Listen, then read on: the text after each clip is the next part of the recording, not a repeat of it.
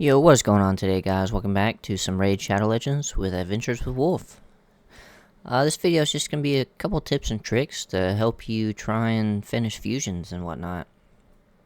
Uh, you know, just some tips and tricks that I follow, and that I've, throughout my time playing Raid, have gained to learn, and the first one we're going to go over is probably like energy and gems. So the main thing you really need, other than shards, is just energy and gems to be able to get through all of these events and everything. So like dungeon divers and whatnot.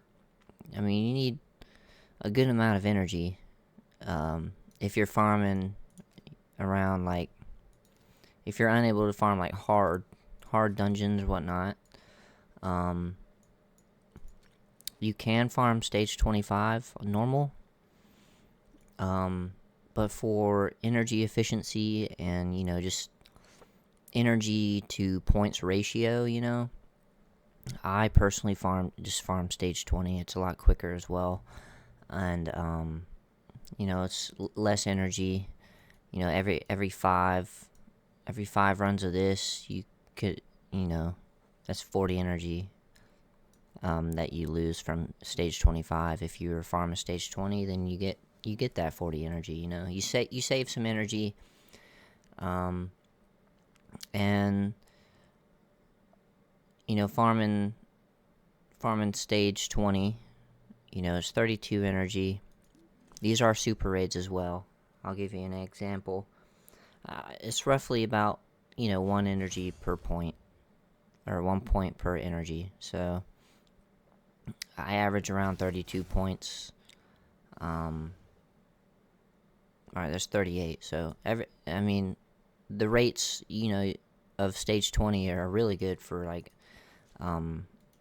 epics and, legendary stuff. So I roughly, the least amount of points you'll get is probably around 32 if you're comfortably farming stage 20. So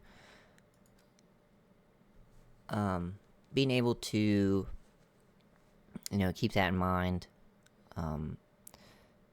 Gem count, you always want to try and have a decent amount of gems. So when it comes to gem count, I'd say a very comfortable gem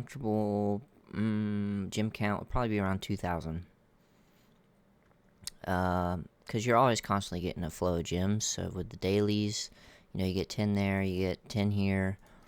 You get about 15 a day if your gem mine's maxed out. So that's about 35. And then if you're doing clan boss every day, if you're one keying ultra nightmare brutal, you can get probably around 40 gems for that.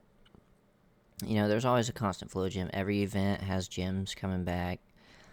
So I'd say around 2,000 gems is a good safe spot to be in a fusion, because a lot of your gems are going to be converted to energy unless you just have a massive amount of energy. And these tips are mainly for people that want to try and do these fusions completely free. So you always want to have around 2,000 gems. So try and save up at least. You could probably get it done 1,500 as well. But if you want to, be, very comfortable, 2,000 is probably the lowest I would go. And then energy, you're constantly getting energy through the daily. During fusions, I only do the bare minimum to get my dailies done. So if it's like 7 campaign battles, I only do those 7 campaign battles. And then I'll run, the 3 dungeons, and I'll do what I need to just get those free extra energy refills. And you end up coming out with like a surplus of energy over what you spend to get those dailies done. So, and then of course during the events, if you can always take the full amount of time that it needs to get the events done, and let your energy regen and everything. That's also a good idea if you want to save even more gems. But it just takes a little bit more time, which is something I don't have a ton of time to be able to spend on this game. So I mainly, stack up as much energy as I can between events, between dailies, even missions. Like you can get energy refills and whatnot. Uh, clan shop. If you get lucky enough to have that 100 energy, that you can buy 10 times, get that free 1,000 energy. That's always nice. Even Tag Arena, the Bazaar, I always buy this. Always buy the Ancient Shard. So energy and gems, I feel like, other than shards, are like the most important thing you need to complete fusions. When it comes to shards, so this past event, before we go to shards, I also want to mention, when it comes to efficiency, and bring up the fusion event calendar real quick, you always want to try and line up events. So with this champion training tournament, you got the dragon lining up with it, and you had some ice golem lining up with it. So if you're able to solo dragon, like maybe solo stage 20, I was actually farming stage 20, I think, myself, because I was also I was using Theodore, so I could put food champions in to also go towards this champ training. You always want to try and do that. You always want to try and maximize your efficiency with your energy and gems by lining up events. So leveling up food during the dragon tournament, or even like dungeon divers. This started on Tuesday. Ice Golem could go towards it because it lines up with Ice Golem a little bit, but I ended up just stacking energy Tuesday from my dailies and everything, and then lining up just straight with Fire Knight and completing it with Fire Knight, Dungeon Divers and Fire Knight. And then, that also, it's hard to do level up food and Fire Knight for champ training.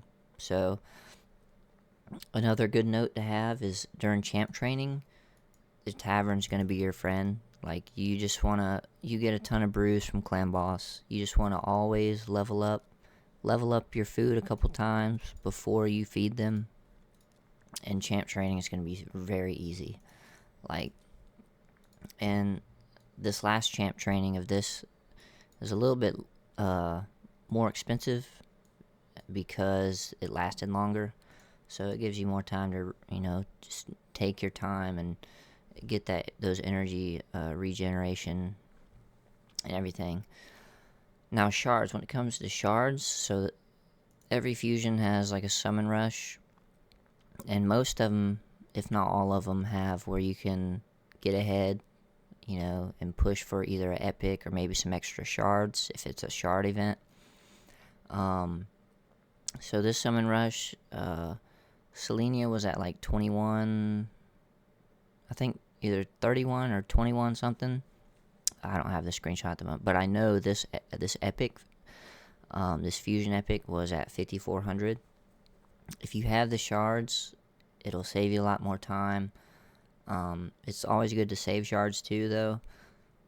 It's just your preference. I actually went for this fusion epic because it allowed me to skip some, and I didn't have that. I only had like 1,000 gems at the moment, I believe. Something. I was low on gems, and I ended up just using my shards that I'd saved up to go for this guy. And I did buy the monthly pack, so that's how I was able to get this guy as well. But Summon Rush is one of the easier ones because it's just on shard value. You don't have to get rarities from the champions like the Champion Chase at the end right here. So Champion Chase, here's another little tip. Instead of having to spend all of your shards on Champion Chase, you go to the fusion, and by the Champion Chase, you should have you should be able to fuse 2 epics, if not 3. If you're lucky, you can fuse 3, so that's 750 points for 3 of them. So that's easy. Now this Champion Chase, this past fusion was 3650. So if you're able to get these guys, 3650, you only need like 2,900 points, I believe. after the 750 from these 3 epics. And a lot of times these events, these champ chase events, line up with 2x's or 10x's, and it landed on a 2x ancient. And I was able to finish it pretty early because I was getting a lot of epics, and I ended up getting lucky. If you watched my last video, I got like three legendaries. And so, it's all RNG from there, but you also just want to do the bare minimum. You want to try and just get that rare that you need to complete the fusion. I ended up pulling the rest of mine because I ended up pulling a fusion epic, which is also nice about these fusions is from these 2x events you have the chance to pull a fusion epic, and I pulled a Malekith, so I was able to finish the fusion early. So I just went ahead and pulled all my shards, all my ancients, and now I'm saving again before the fusion is even over. You always want to try and save as much as you can. I know you want to play the game, and you want to pull all your shards on the 2x because that's the best time to do it. But for efficiency and less stress for later fusions, you always want to just keep saving. Now the next little tip I have, let me see real quick. So shard count, if you want to go for the epic every time, the last couple fusions, that epic fusion, that epic champion's been about 5,400. So, and summon rushes, your best bet is pull sacreds or voids. Ancients, you don't really get that many points unless you actually have to pull them. It takes about 10 sacreds and then a couple voids to get that fusion epic for the summon rush. Or you could just do 11 sacreds. So my goal is to try and get to 20 sacreds, just to have like a nice buffer, for the next fusion. And if the next fusion's a mythical, the requirements might be more. But that's if it's a mythical. So you always want to, try and maximize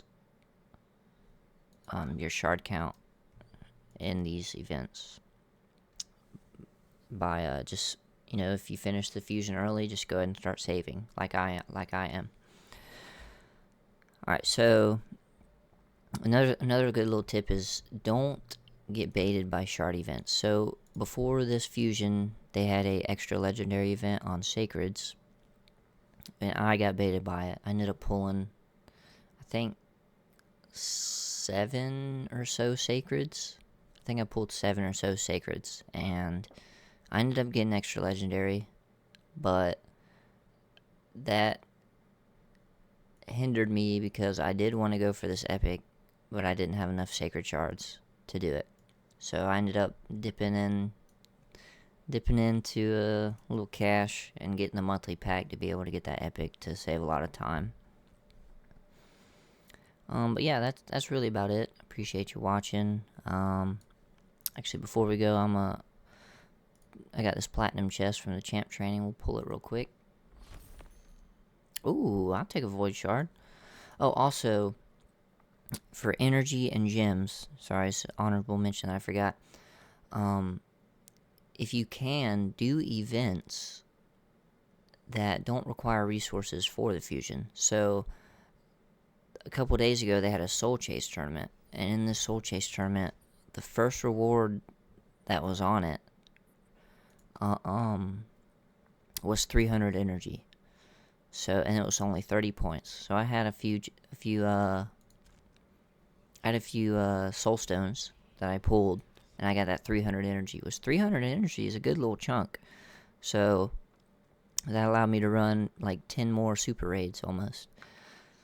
So if you can, do the events that don't require fusion materials. So like soulstone stuff, or what is it? What am I thinking of? Oh, artifact enhancement as well. You always, you'll end up getting a lot of silver just from selling artifacts that are bad that you farm from this, and you always just want to, you want to, artifact enhancement goes off the star amount, like the rank, not the rarity. So what I usually do is I just filter, go in here, rank and rarity, 6 star, and I just level up all my 6 stars to level 12, depending on the rarity. If it's a rare, then I only do level 8, but level 12 is still good too, because it goes off the star count, not the rarity. And you want to be very strict with, your rolls here. Like if you roll, like I got a spread roll here, honestly I might sell that, but HP and defense, I don't have a ton of crazy good rolled stuff. So like this might be, well, I rolled speed, so I'm trying to find a good example of one I would probably sell. I'd probably sell this one if I didn't have, I don't have much curse set, so that's the reason I only kept that. I'd probably sell that one. You just want to be a lot more strict on what you keep and what you sell, and then I'll also bring back some silver for you to be able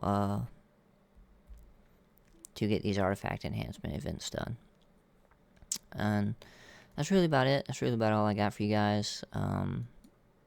Also, Doom Tower gives you some gems and some energy and whatnot. Classic Arena, what I usually do during fusions is I'll set my defense to 1-man, and it'll end up finding me a whole bunch of 1-man defenses like this that I just attack. And Classic Arenas, you just gotta be active during the fusion. That's really all I got for you guys. Appreciate you watching. If you're able to farm some of these champions are great, especially if you get another newt. Like, it would be amazing. But go ahead and start saving your shards. Don't get baited by events. Try and save some gems. Because if this next fusion is a mythical, I'm sure the requirements will be more. But yeah, appreciate you watching as always. See you next time. Peace. Love you.